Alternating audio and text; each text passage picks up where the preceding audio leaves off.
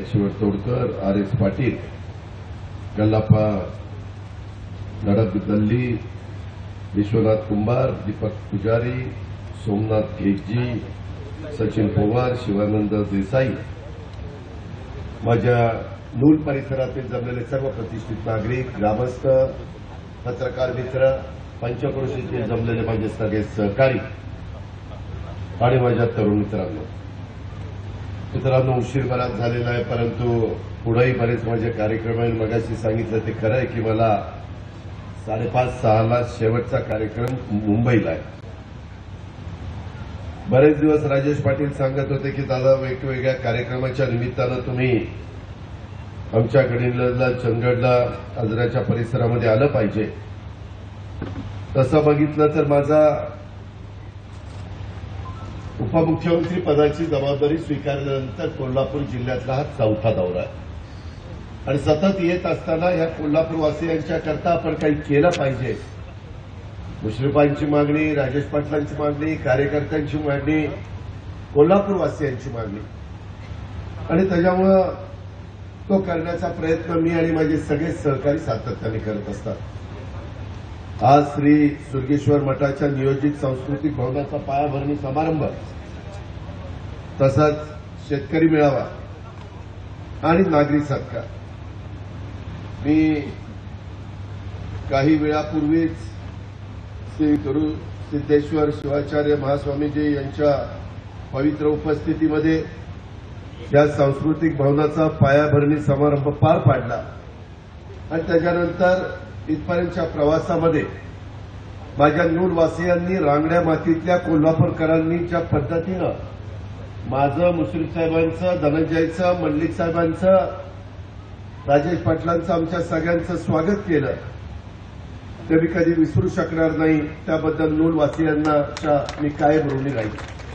मुली असू द्या, माझ्या बहिणी असू द्या, माझ्या आया असू द्या, सगळेजण पाकळ्यांनी आमचं फुलांचं स्वागत, फुलांच्या पाकळ्यांनी स्वागत करत होते.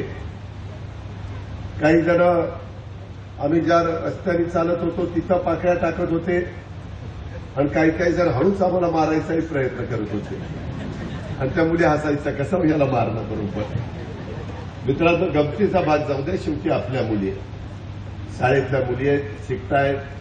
उद्याच्या काळामध्ये कुणाच्या तरी घरामध्ये लक्ष्मी म्हणून जाणार आहे, आई वडिलांचं नाव रोशन करणार आहे आणि या सगळ्यांना एक चांगले संस्कार व्हावेत, चांगल्या पद्धतीनं त्यांना मार्गदर्शन व्हावं, त्यांना कुठल्याही अडचणींना सामोरं जायला लागू नये, सगळ्या सुविधा त्यांना देता याव्या, असाच प्रकारचा प्रयत्न त्या सर्वसामान्यांचं महायुतीच्या सरकारच्या माध्यमातून एकनाथराव शिंदे, देवेंद्र फडणवीस, मी, मुश्रीफ, धनंजय मुंडे आमच्या सगळ्यांचाच असतो.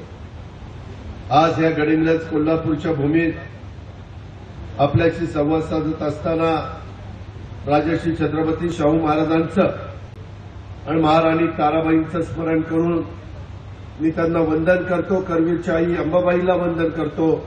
दख्खनचा राजा ज्योतिबाला देखील चरणी नतमस्तक होतो.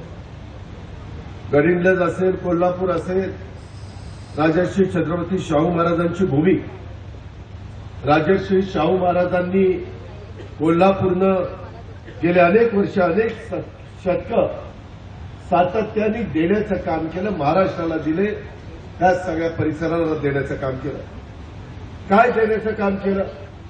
सामाजिक न्यायाचा विचार असेल, पुरोगामी चळवळीला बळ देण्याचं काम असेल, राज्यातल्या विद्यार्थींना मदत करण्याचं काम असेल, शिष्यवृत्ती देण्याचं काम असेल, कोल्हापूरनं राज्याला आणि ज्यांच्यामध्ये विद्वत्ता होती, गुणवत्ता होती, जे निश्चितपणे आर्थिक परिस्थितीमुळे पुढे जाऊ शकत नव्हते, अशाही अनेक त्या काळातल्या मुलांना, मुलींना एक चांगल्या प्रकारे पाठबळ देण्याचं काम या कोल्हापूरवासियांनी केलं.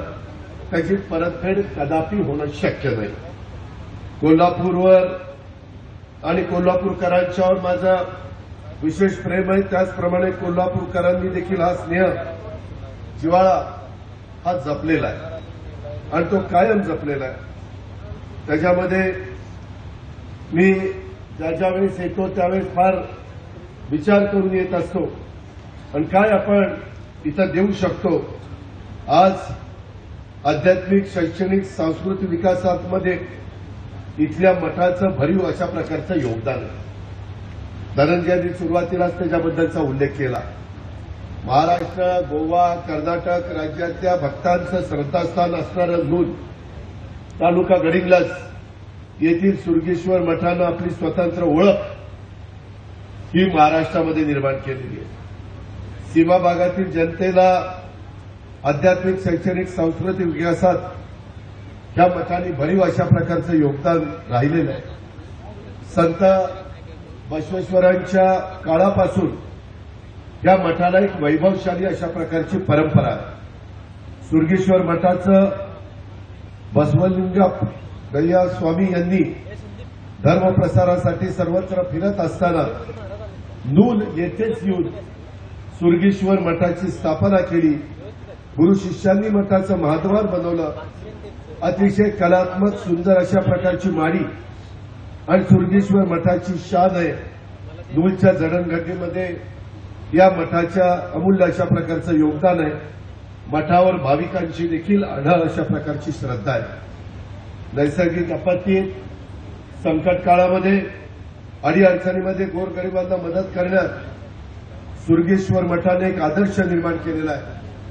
मठाचे थोरले मठाधिपती चंद्रशेखर शिवाचार्य स्वामीजींनी करोना काळात आपला वाढदिवस साजरा न करता नागरिकांना अन्नधान्याचं वाटप करून सामाजिक बांधिलकी झोपलेली आपण सगळ्यांनी अनुभवलेली आहे. सुरगेश्वर मठाचे 12वे मठाधिपती म्हणून काम करत असताना त्यांनी धार्मिक, आध्यात्मिक आणि लिंगायत तत्वाचा प्रचार प्रसार केला. सीमा भागात अनेक मठ मंदिराची त्यांनी उभारणी केली. गुरुकुल पद्धतीनं वैदिक ज्ञान दिलं. मठाच्या विहिरीतून गावाला पाणी पुरवठा केला. आपल्या कालावधीत त्यांनी 1.5 कोटी रुपये खर्च करून आपल्या मठाचा जीर्णोद्धार केलेला आपण सगळ्यांनी पाहिलेला आहे. आपला कार्यक्रम ज्या ठिकाणी सुरू आहे त्या इंदिरा देवी जाधव न्यू इंग्लिश स्कूल मधली लक्ष्मी नागरी पतसंस्था यांच्या उभारणीमध्ये देखील त्यांचा सिंहाचा वाटा आहे. 3 वर्षापूर्वी म्हणजे 27 ऑगस्ट 2021 रोजी उपाचार्य रत्न चंद्रशेखर शिवाचार्य स्वामीजी यांचं महानिर्वाण झालं. ते लिंगैक्य झाले. त्यांना मी भावपूर्ण आदरांजली अर्पण करतो. समाजाच्या उद्धारासाठी सामाजिक प्रबोधनाची हीच परंपरा आज मठाधिपती श्री गुरु सिद्धेश्वर महास्वामीजींनी समर्थपणे पुढे नेताना आपण सगळेजण पाहतोय. त्यांच्या पुढाकारातूनच नूल परिसरामध्ये सुरू असलेलं आध्यात्मिक, सामाजिक, सांस्कृतिक विकासाचं काम आपल्या कोल्हापूरच्या, महाराष्ट्राच्या नव्याने होणाऱ्या उभारणीत निश्चित उपयुक्त ठरेल याबद्दल माझ्या मनामध्ये काही मात्र शंका नाही. मगाशी मी तो प्लॅन बघितला. 1.5 एकर जागेमध्ये खाली 10,000 स्क्वेअर फीटचं बांधकाम आहे, वर 10,000 स्क्वेअर फीटचं बांधकाम आहे. तिथं काही लग्नच कार्य करायचं म्हटलं तरी करता आलं पाहिजे. काही वेगवेगळ्या प्रकारे विचार मांडण्याचा, सांगण्याचा प्रयत्न झाला तरी तो सांगता आला पाहिजे. पुढं मागं पार्किंगची व्यवस्था फार चांगला प्लॅन केलाय. जवळपास 4 कोटीपेक्षा जास्त रक्कम त्याला लागणार आहे आणि सुरुवातीच्या काळामध्ये राजेश पाटील सगळ्यांनी मिळून 1 कोटी रुपयांची मदत त्या बाबतीमध्ये केलेली आहे. शेवटी काम हातामध्ये घेतल्यानंतर ते उभारणीपर्यंत, पूर्ण होईपर्यंत कधी काही कमी पडेल असं मला अजिबात वाटत नाही. सगळ्यांच्या दानशूर व्यक्ती ह्याच्यातून, दानशूरपणातून हे सगळं काम पूर्णत्वाला जाईल त्याबद्दलची खात्री आपण देखील बाळगावी अशा प्रकारची माझी आपल्याला सगळ्यांना या कार्यक्रमाच्या निमित्तानं विनंती आहे. मित्रांनो, एकंदरीतच ह्याच्यातून जे काम होणार आहे ते काम आपल्या कोल्हापूरच्या सामाजिक, सांस्कृतिक, आध्यात्मिक, वैचारिक चळवळीला एक नवं व्यासपीठ आणि त्याच्यामध्ये दिशा देणारे, गती मिळणारे या सांस्कृतिक भवनाचं काम लवकर पूर्ण व्हावं यासाठी देखील आपल्या सर्वांच्या साक्षीनं मी मनापासून शुभेच्छा देतो.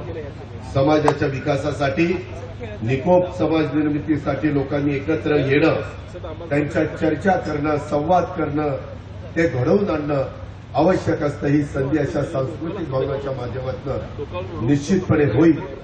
हे त्या सगळ्या लोकांना एकत्र आणण्याचं काम करेल. सर्व जाती धर्माच्या लोकांच्या मध्ये जातीय सलोखा निर्माण करेल. शिवशाहू फुले आंबेडकर विचारानं इथल्या सगळ्यांना, महाराष्ट्रातल्या जनतेला देखील एक चांगल्या प्रकारचा विचार पुढे नेण्याचं काम देखील इथून होईल. ही पण खात्री आपण सगळ्यांनी बाळगावी. मित्रांनो, आम्ही देखील ज्या महायुतीच्या सरकारमध्ये काम करतोय, मगाशी अनेकांनी त्याचा उल्लेख केला, जयसिंगरावांनी केला, राजेशजींनी केला, संजय मंडलिक साहेबांनी केला, मुश्रीफांनी केला, धनंजयनी केला. आमची भूमिका हीच आहे की समाजातल्या, बहुजन समाजाच्या शेवटच्या माणसाचं, त्या महिलेचं, त्या मुलामुलींचं भलं झालं पाहिजे. सत्ता येत असते, सत्ता जात असते, सत्तेचा ताम्रपट तर कोणी घेऊन आलेलं नाहीये, त्याची पण मला जाणीव आहे. परंतु आम्ही सरकारमध्ये मध्ये काम करत असताना 1.5-2 वर्ष आमची सुरुवातीला कोरोनामुळे अडचणीत आली. मला अर्थमंत्री म्हणून माझ्या कोल्हापूरला, माझ्या महाराष्ट्राला, विदर्भ, मराठवाडा, पश्चिम महाराष्ट्र, उत्तर महाराष्ट्र, कोकण या सगळ्या भागामध्ये निधी द्यायचा होता. परंतु माणसं वाचवणं, सगळ्या प्रकारच्या सुविधा देणं, ऑक्सिजन प्लांट उभे करणं, त्याच्यामध्ये जम्बो हॉस्पिटल उभं करणं, अँब्युलन्स म्हणू नका, पॅरामेडिकल स्टाफ म्हणू नका, नर्सेस म्हणू नका, पोलीस यंत्रणा म्हणू नका, स्वच्छता दूत म्हणू नका, या सगळ्याला आम्हाला अधिक प्राधान्य द्यावं लागलं होतं. उलाढाल थांबलेली होती, टॅक्स येत नव्हता, पगार करावे लागत होते, पेन्शन द्यावं लागत होतं. परंतु त्याच्यातून या महाराष्ट्राला एक मार्ग दाखवण्याचं काम, पुढे नेण्याचं काम आम्ही लोकांनी केलं. नंतर काही राजकीय घडामोडी घडल्या. त्या घडामोडी घडल्यानंतर आम्ही सगळ्यांनी विचार केला की बाबा उद्याच्याला, आजच्या घडीला देशामध्ये पंतप्रधान नरेंद्र मोदींच्या शिवाय दुसरा कुणी नेता आज एवढा धाडसानी आपल्या भारताला पुढे नेत असताना दिसत नाही. त्यांचा व्हिजन आहे. त्यांनी चांगल्या प्रकारची देशात विमानतळं केली, चांगल्या प्रकारच्या वंदे भारत ट्रेन सुरू केल्या, चांगल्या प्रकारे घरकुलाचा कार्यक्रम देशामध्ये राबवला, गोरगरिबांच्या करता ज्याचा उल्लेख धनंजयनी केला. पंतप्रधानांचे 6,000, राज्याचे 6,000, 12,000 रुपये महिना आपण महाराष्ट्रातल्या, 12,000 रुपये वर्षाला आपण महाराष्ट्रातल्या आमच्या शेतकरी बांधवांना सुरू केले. त्यांच्या मालाला भाव मिळावा म्हणून आम्ही प्रयत्न करतोय. आता दूध संघाचे अनेक सहकारी इथं आहेत, गोकुळचे, त्यांनी आम्हाला सांगितलं, मुश्रीफांनी सांगितलं, धनंजयनी सांगितलं की दादा आपल्याला दुधाचा दर वाढवला पाहिजे. मार्केट तर कमी झालं, शेवटी म्हशीच्या दुधाला दर आहे, गोकुळ तो तुम्हाला देत आहे, पण गाईच्या दुधाचं काय? शेवटी गाईला लिटरला 5 रुपये राज्य सरकारच्या तिजोरीतून माझ्या शेतकऱ्याला देण्याचं काम आम्ही सुरू केलेलं आहे. मित्रांनो, अशा पद्धतीनं हे आम्ही का केलं तर त्याच्यातून माझ्या शेतकऱ्यांनी सुरू केलेला दुधाचा धंदा हा टिकला पाहिजे, हा चालला पाहिजे, अशा प्रकारची आमची सगळ्यांची भूमिका होती. म्हणून आम्ही सगळ्यांनी या प्रकारचे निर्णय घेतले. इतर पण 1 रुपयामध्ये पीक विमा उतरवण्याचं काम असेल, इतर अनेक गोष्टी असतील. इकडच्या भागामध्ये माझ्या गडिंग्लज तालुक्यामध्ये काही अडीअडचणी इथं मांडल्या, राजेश पाटलांनी मांडल्या, खासदारांनी मांडल्या, इतरांनी पण मांडल्या. इथं दुष्काळाच्या बाबतीमध्ये 40 तालुके आपण महाराष्ट्रात निवडले, परंतु गडिंग्लज तालुक्यातील एकूण 7 महसुली मंडळ, त्यातील 95 गावं ही दुष्काळामध्ये येतात. म्हणून त्यांनाही आपण त्याच्यामध्ये मदत करण्याचा निर्णय हा घेतलेला आहे. मदत पुनर्वसन खाता आमचेच राष्ट्रवादीचे अनिल भाईदास पाटील यांच्याकडे, त्यांच्या माध्यमातून आम्ही तुम्हाला मदत करू. त्याच्यामध्ये मुश्रीफ साहेब, राजेश पाटील सगळे लक्ष ठेवतील, याही बद्दलची खात्री आणि विश्वास मी आपल्या सर्व सहकाऱ्यांना देतो. या भागांनी पहिल्यांदा बाबासाहेब कुपेकरांच्या रूपाने आम्हाला आमदार दिलं, नंतर आमच्या कुपेकर ताईंच्या रूपाने संध्याताईंच्या आमदार देण्याचं काम केलं. त्याच्या आधी इकडच्या भागांनी मधी मतदारसंघ वेगवेगळे होते. नरसिंह गुरुनाथ पाटील देखील गडिंग्लजमधनं प्रतिनिधित्व करत होते. नंतर फेररचना झाली आणि त्याच्यातनं राजेश पाटील हे देखील अतिशय उत्तम प्रकारचं काम हे तुमच्या सगळ्यांचं प्रतिनिधित्व आमच्या विधिमंडळामध्ये करतात. अनेक कामं घेऊन माझ्याकडे येतात, पाठपुरावा करतात.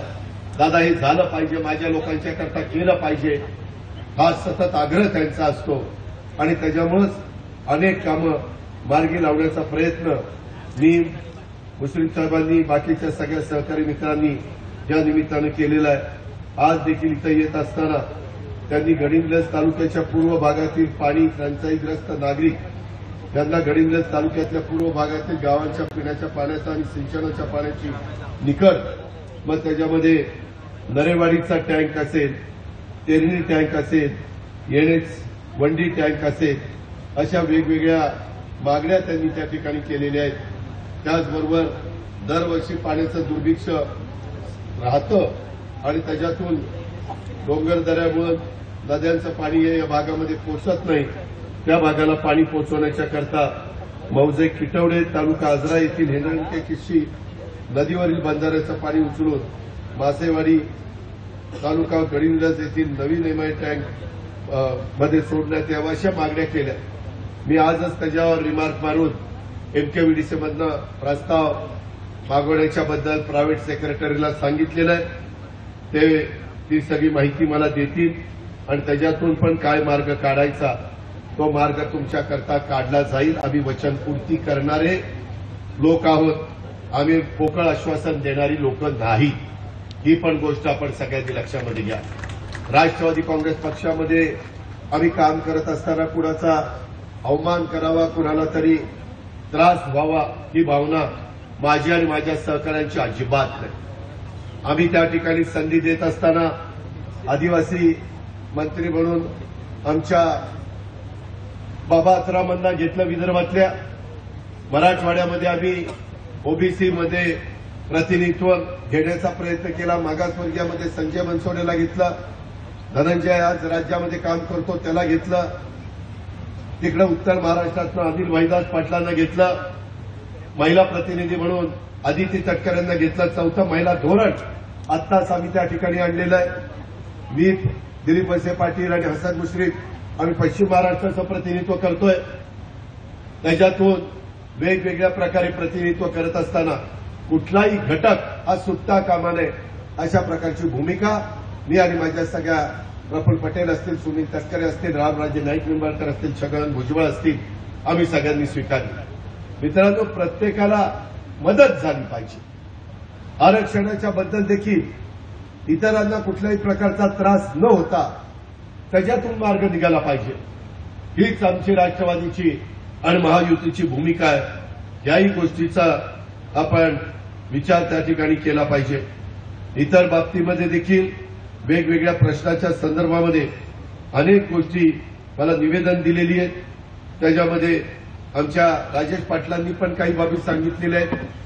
त्याच्यामध्ये शिक्षण प्रसारक मंडळ नूलचं तिथं इथल्या शाळेच्या इमारतीभोवती आणि क्रीडांगणाभोवती आवार भिंत बांधण्याच्या बद्दल त्या बाबतीमध्ये त्यांनी निवेदन दिलेलं आहे. त्याचा प्लॅन इस्टिमेट करा. मी सीएसआरच्या माध्यमातून किंवा कुठल्या माध्यमातून निधी द्यायचा ते माझं मी ठरवीन, पण त्याच्यामध्ये तुम्हाला मी सहकार्य करेल, काही काळजी करू नका.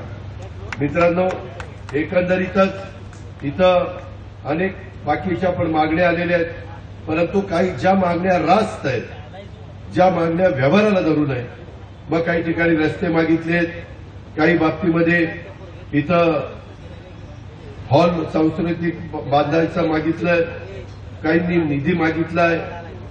त्याच्यामध्ये पाठीमागे बरेच वर्ष मी नेहमी विचार करायचो की कोल्हापूरला राष्ट्रवादी काँग्रेस पक्षाचा मला पालकमंत्री देता येत नाही. 99 पासून आम्ही का बघतोय. माझा तसा राजकीय जीवनामध्ये संबंध जास्तीचा 99 काळापासून आला. म्हणजे या सगळ्या गोष्टीला जवळपास 24 वर्ष 25 वर्ष झाली, पण राष्ट्रवादीला कधी आपलं पालकमंत्रीपद घेता आलं नाही. सुरुवातीला त्याच्यामध्ये हर्षवर्धन पाटलांना मिळालं, त्याच्यामध्ये चंद्रकांतदादा पाटलांना मिळालं, सतेज पाटलांना मिळालं, पतंगराव कदमांना मिळालं, वेगवेगळ्या मान्यवरांना, मध्ये दीपक केसरकरांना मिळालं. परंतु माझी इच्छा होती की आपल्या मुश्रीफ साहेबांना पण पालकमंत्रीपद मिळावं, कारण ते कशा पद्धतीनं काम करतात हे उभ्या कोल्हापूरवासियांनी, महाराष्ट्रातल्या जनतेने पाहिलेलं आहे. आणि म्हणून ठरवून त्यावेळेस आपल्या जिल्ह्याचं पालकमंत्रीपद आम्ही मुश्रीफ साहेबांना देण्याच्या करता यशस्वी झालो. इतर पण बाबतीमध्ये बरेच वेगवेगळे प्रश्न आहेत. फाटकवाडी घटप्रभा प्रकल्पाच्या भिंतीच्या बांधकामासाठी आपण त्या ठिकाणी निधी देतोय. सामाजिक न्याय आणि हाच मूलाधार त्याच्यातून आपण अंबाबाई मंदिर असेल, ज्योतिबा मंदिर असेल, त्याच्यामध्ये रंकाळा असेल, पन्हाळा असेल, विशाळगड असेल, पारगड किल्ला असेल, इथं पर्यटनाच्या करता आपण निधी देण्याच्या बद्दल केंद्र सरकार पण पाठपुरावा करतोय. आपल्या इथली कोल्हापूरची जगप्रसिद्ध कुस्ती, त्याला प्रोत्साहन देण्याच्या करता तालमींना देखील मदत करण्याची भूमिका आम्ही लोकांनी केलेली आहे. काळंबवाडीच्या धरणाची गळती रोखण्याच्या करता देखील आपण 40 कोटी रुपयाची तरतूद केलेली आहे. राहिलेले पुढच्या वर्षी 40 कोटी रुपये देणार आहे. या जिल्ह्याला इंटरनॅशनल कन्व्हेन्शन सेंटर उभारण्याच्या करता आयटी पार्कमध्ये शेंडा पार्क येथील 32 हेक्टर जागा हस्तांतरित करण्याचं काम आम्ही सगळेजण करतोय. आणि अशा अनेक गोष्टी हे पूर्णत्वाला नेण्याचा मित्रांनो आमचा सगळ्यांचा मनापासूनचा प्रयत्न आहे. तुमच्या मध्ये मागणी होती की दादा काही करा, परंतु आमच्या पाण्याचे दर इतके वाढलेले कमी करा. मित्रांनो त्याची ऑर्डर काढली आणि पुन्हा पूर्ववत पाण्याचे दर केले. 10 पट वाढले होते. मी तर ते बघितल्यावर आश्चर्यचकित झालो. मी हे काय चाललंय? आपलं शेतकऱ्यांचं सरकार आहे, सर्वसामान्यांचं सरकार आहे. आणि शेतकरी काय म्हणतील? बळीराजा माझा समाधानी राहायला पाहिजे. आणि म्हणून तोही निर्णय आपण घेतला. त्याचबरोबर आणखीन एक निर्णय आम्ही घेतलेला आहे. साखर कारखान्याच्या बाबतीमध्ये काही एक वेगळा निर्णय डिस्लरीच्या संदर्भातला झालेला आहे. त्यालाही आम्ही पाण्याचा दर कमी करण्याच्या करता ऑर्डर पुढच्याच आठवड्यामध्ये मी तुम्हाला देण्याचं काम करतोय. जिथं जिथं शेतकऱ्यांना डायरेक्ट इनडायरेक्ट मदत होईल ती मदत करण्याची आमची भूमिका आहे. भोजनच्या बाबतीमध्ये देखील पैसे आता कमी केलेले आहेत, परंतु त्याला अनुदान देण्याच्या बद्दल पण मी आणि आमचे सगळे सहकारी मित्र त्या पद्धतीनं विचार करतायत. आणि बऱ्याच दिवसाचं माझ्या कोल्हापूरवासियांचं दुखणं आहे आणि ते म्हणजे वंचित शेतकऱ्यांना प्रोत्साहन अनुदानाचा लाभ देणं. बाबा काय झालंय? आम्ही मागे महाआघाडीचं सरकार असताना वेळेत परतफेड केलेल्यांना 50,000 रुपये जाहीर केले. 2 लाखापर्यंत शेतकऱ्यांना आम्ही कर्जमाफी केली. परंतु त्याच्यात बाकीच्या गोष्टी झाल्या. भूविकास बँकेचं कर्ज माफ केलं. 7/12 भूविकास बँक काढून टाकली. त्यांच्या कर्मचाऱ्यांना, अधिकाऱ्यांना 250 कोटी रुपयाचे पेमेंट करून टाकलं. आणि काही 1000 कोटी रुपये शेतकऱ्यांचे 35,000 कोटी रुपये माफ केले. या सगळ्या गोष्टी करत असताना महाराष्ट्रात विशेषतः माझ्या कोल्हापूर परिसरामध्ये मुश्रीफ साहेब तर सारखं मला सांगतात की सहकार खातं दिलीप रावांकडे आहे, वित्त खातं तुमच्याकडे आहे, मग का काम होत नाही? तर त्याच्यामध्ये मी आणि दिलीपरावांनी निर्णय घेतलाय. काही शेतकऱ्यांना प्रोत्साहन अनुदान वितरित झालं, परंतु 70,000हून अधिक शेतकरी या योजनेपासून 50,000च्या वंचित राहिलेले. एका आर्थिक वर्षात 2 वेळेला कर्जाची उचल आणि तारखेचा घोळ या कारणास्तव माझे महाराष्ट्रातले काही शेतकरी आणि जास्तीत जास्त आमच्या कोल्हापूरमधले शेतकरी हे तिथं वंचित ठेवले गेलेले आहेत. चालू वर्षात पडलेल्या दुष्काळामुळे शेतकरी अडचणीत आलेला आहे. शेतकरी मोडला तर राज्य मोडे आणि त्याच्यामुळे त्या शेतकऱ्याला पुन्हा ताठ मानेनं उभं करण्याच्या करता माझा आणि मुश्रीफांचा, धनंजयचा, मुख्यमंत्री एकनाथराव शिंदे साहेबांचा, देवेंद्र फडणवीस साहेबांचा, सगळ्यांचा आमचा प्रयत्न आहे की लोकसभेची आचारसंहिता सुरू व्हायच्या आत या शेतकऱ्यांचे 50,000 रुपये त्यांच्या अकाउंटला पाठवायचे. त्याच्याबद्दल आपण काळजी करू नका आणि त्याच्यातून हा तात्काळ योजनेचा लाभ देण्याच्या संदर्भामध्ये आमच्या शेतकऱ्यांची पण मागणी आहे आणि पालकमंत्र्यांची पण मागणी आहे. ती मागणी आणि राजेश पाटलांची पण मागणी आहे. ती मागणी पूर्ण देण्याच्या बाबतीमध्ये आम्ही तुम्हाला मदत केल्याशिवाय गप्प बसणार नाही, अशा प्रकारची ग्वाही आणि विश्वास मी आपल्या सर्व सहकारी मित्रांना देतो. मित्रांनो, राष्ट्रवादी काँग्रेस पक्ष, त्याचं चिन्ह, तो नाव आणि झेंडा हा आम्ही लोकांनी पुढे नेण्याचं ठरवलेलं आहे. घड्याळ तेच वेळ नवी, ते करत असताना मी आपल्याला शब्द देतो, मी पण शेतकऱ्याच्या पोटी जन्माला आलेलो आहे. मला शेतकऱ्यांच्या प्रश्नाची जाण आहे. माझ्या हातामध्ये तिजोरीच्या चाव्या आहेत आणि तिजोरी उघडताना पहिल्यांदा माझ्या महाराष्ट्रातला जो वंचित घटक आहे, जो दुर्लक्षित राहिलेला घटक आहे, जो माझा मागासवर्गीय आहे, आदिवासी आहे, भटका आहे, त्याला आणि माझ्या शेतकऱ्याला कशा प्रकारची मदत होईल याचबद्दलचा प्रयत्न हा मी कालही करत होतो, आजही करतोय आणि उद्याही करत राहील. त्याबद्दलची ग्वाही मी आजच्या या शेतकरी मेळाव्याच्या कार्यक्रमाच्या निमित्तानं माझ्या शेतकरी समाजाला देतो. ऊसाच्या बद्दल इतर पण काही प्रश्न आहेत, ते सोडवण्याच्या करता केंद्राची आम्ही मदत घेतोय, ज्याचा उल्लेख मगाशी आधीच्या वक्त्यांनी केलेला आहे.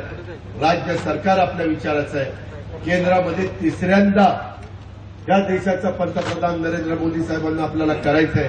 त्यांच्या विचाराचे खासदार माझ्या महाराष्ट्रातल्या 48 पैकी जास्तीत जास्त खासदार दिल्लीमध्ये आपल्याला निवडून पाठवायचे आणि दिल्लीतल्या मोठ्या मोठ्या योजना, केंद्राचा निधी हा तुमच्या माझ्या राज्याकरता चांद्यापासून बांद्यापर्यंत या महाराष्ट्राचा विकास करण्याच्या करता, आर्थिक सुबत्ता देशामध्ये सर्वात जास्त महाराष्ट्रामध्ये येण्याच्या करता आपल्याला सगळ्यांना कटिबद्ध राहायचं आहे. त्याबद्दल तीव्र शंका तुम्ही मनामध्ये बाळगू नका. विरोधक आरोप करतायत, बदनामी करतायत, काही गोष्टी घडतायत, मी नाही म्हणत नाही. कायदा सुव्यवस्थेच्या बाबतीमध्ये गेल्या 8-10 दिवसामध्ये कुठं गोळीबार झाला, कुठं काही ठिकाणी दोघं बोलत बसले, त्याच्यातल्या एकाने दुसऱ्याला गोळी घातली, कुठं सत्ताधारी पक्षाच्या एका आमदारांनी गोळ्या झाडण्याचं काम केलं. अशा काही घटना घडतात, परंतु त्याचा तिथल्या तिथं तपास कसा होईल. कुणी मोठ्या बापाचा असला, कुणी सत्ताधारी पक्षाचा असला तरी त्याला पाठीशी घालण्याचं काम हे आमच्या लोकांच्याकडनं होणार नाही. कायदा सर्वात श्रेष्ठ, संविधान सर्वात श्रेष्ठ, त्या संविधानाचा आदर करून, घटनेचा आणि कायद्याचा आदर करूनच आम्ही हे महायुतीचं सरकार पुढे नेण्याचा प्रयत्न करतोय. त्याच्यामध्ये सगळीकडे कायदा सुव्यवस्था चांगली राहण्याच्या करता जे काही इन्फ्रास्ट्रक्चर देता येईल ते देण्याचा प्रयत्न करतोय. पोलिसांना सांगतोय, डिपार्टमेंटला सांगतोय, खुलेपणाने काम करा. कुठेही राजकीय हस्तक्षेप होत असला तरी त्याला दबावला बळी पडू नका. कुणाच्या दादागिरीला, गुंडगिरीला, दहशतीला अजिबात बळी पडता कामा नये. आमची मुलगी असेल, आमची बहीण असेल, आमची आई असेल, तिला उचल मात्यानी कुठेही त्या ठिकाणी शहरामध्ये, गावामध्ये फिरता आलं पाहिजे. तिला सुरक्षित वाटलं पाहिजे. कुठल्याही समाजातल्या घटकाला माझा विचार हे सरकार करत नाही. मला असुरक्षिततेची भावना माझ्या मनामध्ये निर्माण होते. ही गोष्ट कदापि होता कामा नये. अशा प्रकारचं आमचं काम चाललेलं आहे. आम्हाला अजूनही खूप काही काम करायचं आहे. त्याकरता तुमच्या आशीर्वादाची गरज, तुमच्या भरभक्कम पाठिंब्याची गरज ही आम्हाला हवी आहे आणि ती निश्चितपणे माझ्या महिला भावाच्या नात्याने आम्हाला देतील. त्याच्यामध्ये पुरुष मंडळी पण देतील. राजेश पाटलांच्या नेतृत्वाखाली या विधानसभा मतदारसंघामध्ये चांगलं काम चाललेलं आहे. त्याला कुठेही दृष्ट लागून देऊ नका. त्याच्यामध्ये राहिलेली पण कामं पूर्ण करण्याच्या बद्दलचं का शब्द मीच आजच्या कार्यक्रमाच्या निमित्तानं तुम्हाला सगळ्यांना देतो आणि आपल्या सगळ्यांची रजा घेतो. जय हिंद, जय महाराष्ट्र. सर्वेश्वर सेवा संघटनेचे कार्यकर्ते गेले काही दिवस राबत आहेत, ते दादांचा सत्कार करणार आहेत. दादा कृपया पुरस्कार स्वीकारावा विनंती. संजय थोरात सर, आभार. सांस्कृतिक भवनाचा भूमिपूजन समारंभ. सर्व ग्रामस्थांना विनंती आहे, आपण कोणीही जायचं नाही, कारण आपल्या सर्वांच्या